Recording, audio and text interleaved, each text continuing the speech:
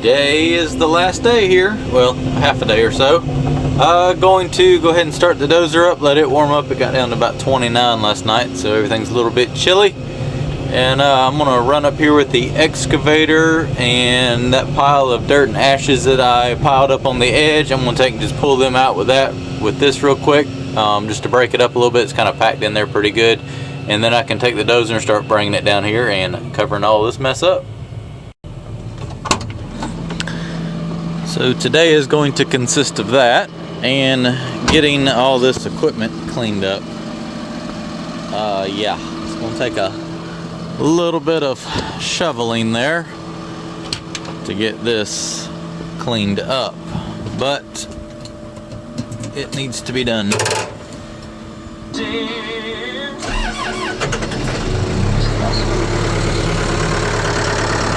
that warm up for a little bit.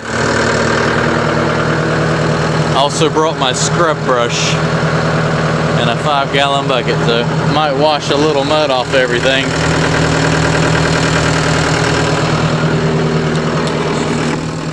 All right, let's go up there and get that done.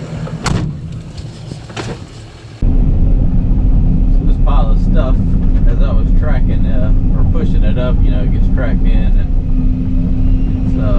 it's actually pretty compacted, and it's kind of hard to dig into it since it's a lot of roots and stuff. So to make life easier, I can take about 10 or 15 scoops with the excavator here and throw it out, and it just really breaks it up a whole lot better and allows me to very easily push it versus sitting there with the dozer struggling trying to get it broke up.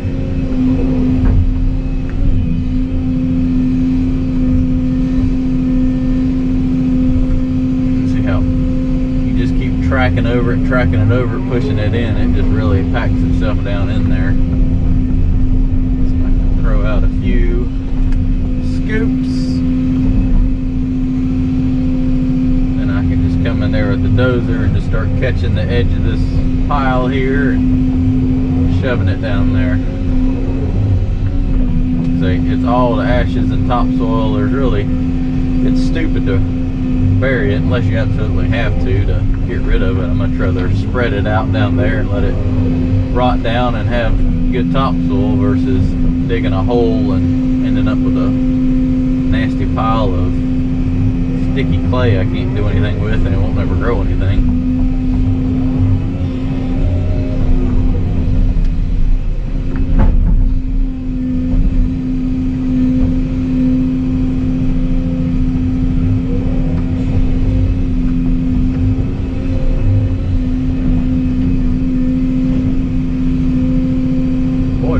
Packed in there.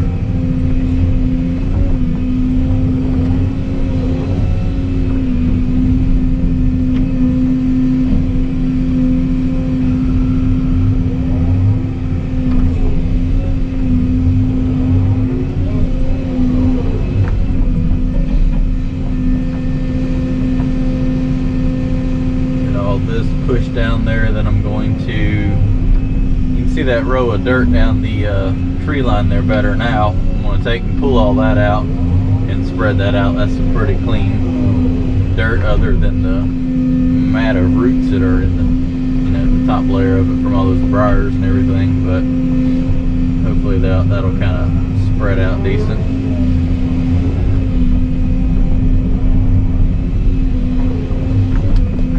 Alright, let me finish spreading this out. I'm going to hop on the dozer and get to pushing.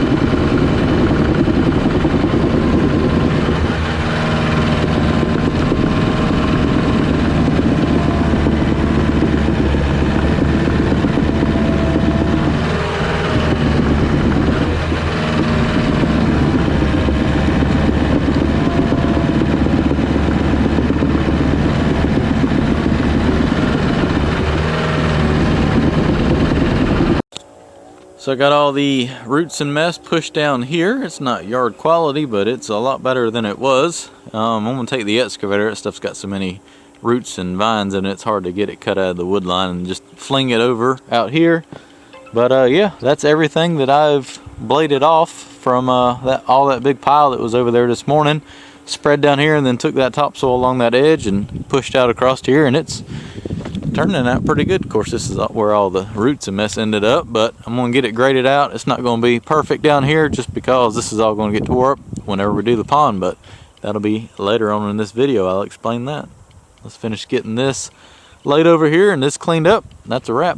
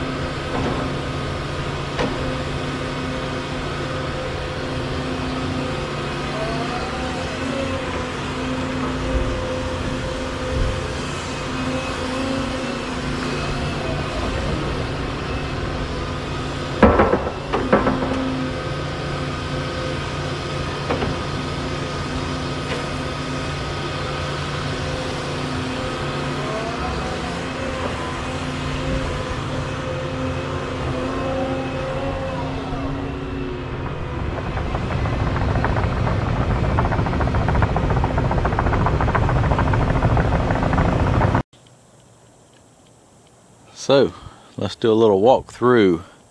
About 2 weeks ago, all this was underwater about 8 to 10 inches deep, and I was able to come through here, dig the ditch, blade all this off, just a couple little puddles right here and some tire tracks. But other than that, everything is now draining into the ditch that I cut all the way. This is one ditch that runs into that main ditch that I dug out that leads into the primary ditch around the property. So that served a huge purpose on getting all this water drained out of here.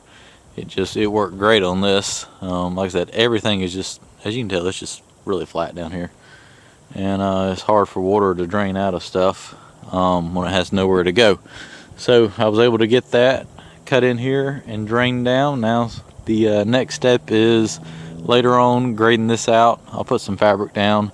I'll probably throw a little small pipe in here just to let the water from that side of the road, because I'm gonna probably put 6 or 8 inches of stone in here to raise this up and build a good base, and that will allow any water from that side just to go under the road right here. It shouldn't be a whole lot. I don't really see where a whole lot runs through there, so just maybe a little small 6-inch pipe, since that's about all the room I have to put in there. We'll go in here and check out the house lot now. I'm just leaving all this like this is now. It looks like it's dry, but it's goopy wet when you stir it around, so that just needs to sit here this summer. Then I can go up here and rake it around and smooth it out nice and pretty. And then the driveway leads up here to the house lot area. All in all, it's probably about 2 acres cleared, with the septic field that is over there, house, shop, somewhere out in here. But I did leave my nice little white oak I found in the woods. Seemed like a nice little tree, and a few more hardwoods right over there. It just seemed like it'd make a nice little yard tree. I don't like it, they can always knock it down later on. But got all this cleared and kind of root raked out. Everything was burnt right here, and then pushed down there. That is the path that I cleared down there to the future pond site. So I just kind of raked over all this, and it's still got a few little sticks and things sticking up, but once the grass comes up and you bush hog that one time, those will chop right off. So spread the ashes out. Everything went down this path right here. So you can run over it with the box blade there and kind of break it up a little bit and put some grass out, and it'll go ahead and sprout on up. No need to finish grade it till everything's built. Once they do the house and septic, they're going to tear up everything, so no need to waste the time on finish grading everything out till, like I said, everything's all said and done. But I took all this, remember that big pile that I had right there, and spread it out down this pathway to kind of raise this up a little bit and help fill in the stump holes. And it was pretty soft, and it's still pretty wet down here where the excavator is. But not much I can do with that right now. So let's go in here and check out the pond site. And then down here is where I dug that main ditch coming up out of the woods. If you remember, all this was underwater, and now it has pretty much dried out. I mean, don't get me wrong, it's not dusty by no means, but there's no longer any surface water laying out here. It's all focused into the ditch and draining. So this is going to be the future pond site. There's the path I cleared down here. There's the big pile of brush from everything. I really wasn't too worried about grading all this out, because it's all going to get tore all to pieces when it's time to do the pond. So pretty much everything's really flat in here, so when the time comes, I'll have to check my grades up there and see how far the water will back up that ditch, because I don't want to flood the road out up there that I just worked so hard to drain.